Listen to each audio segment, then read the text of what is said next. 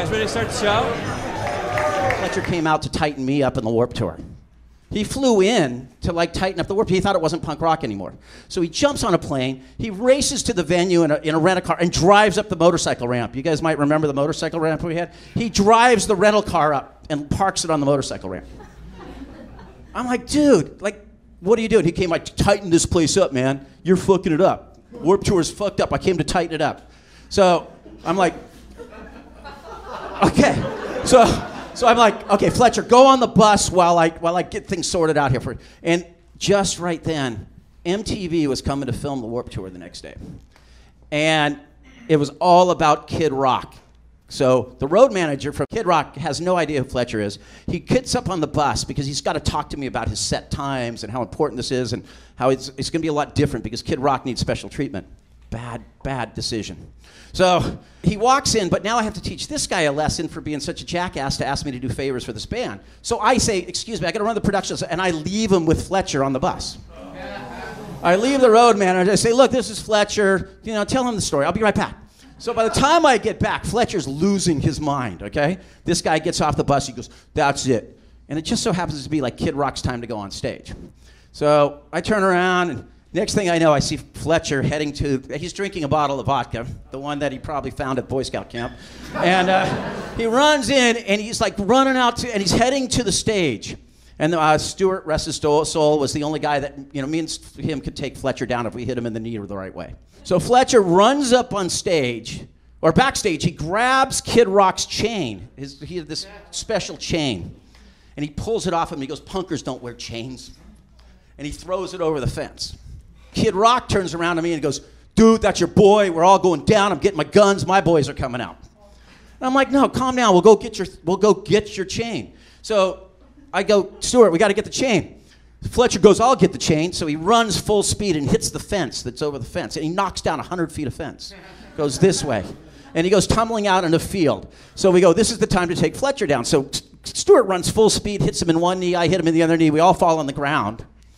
And the guys are putting the fence up, so they've locked us out of the venue. All three of us. And Fletcher's like, that's it, I'm killing you guys now.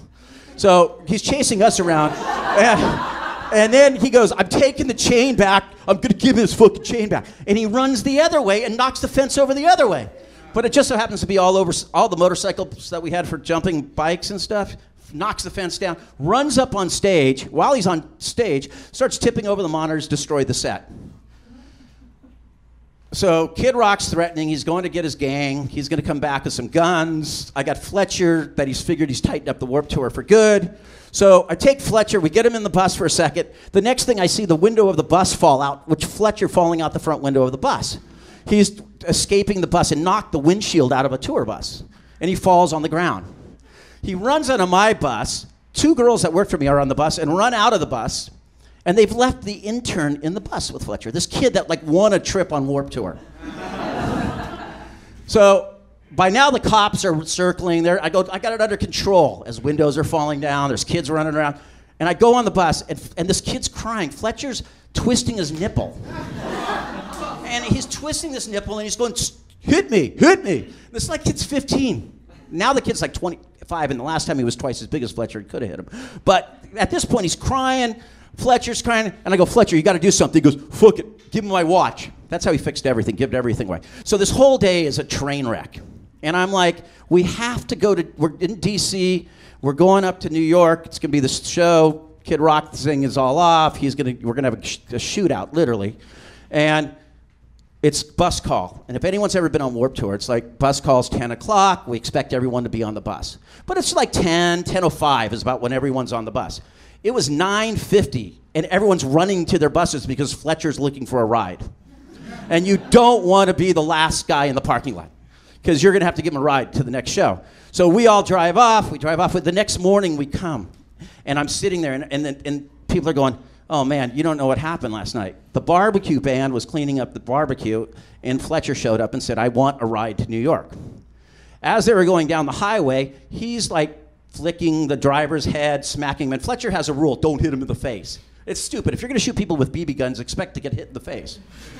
He does all kinds of shit. So they're driving on the highway. Finally, he tortures the driver enough. The driver turns and smacks him in the face. So he goes, I have to kill you now. So he's choking him going down the highway. The whole band drives to the side of the road, opens the side door, and pushes him out on the highway.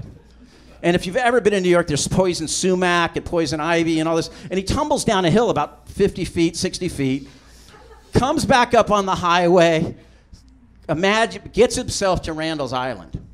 And he comes walking backstage, and now the poison sumac, he's got cuts, he's bleeding, he has very little clothes on, he's got cut up, and he doesn't remember anything. So I turn around, and he's like, dude, I'm so sorry, man, I'll fix everything, I'll pay for everything. So I told everyone on the tour, make up a story that he fucked with you last night, and you'll get money off of him. and literally by the end of the day, he had handed out about $5,000, his other watch, and a suitcase to people because he felt so bad about this.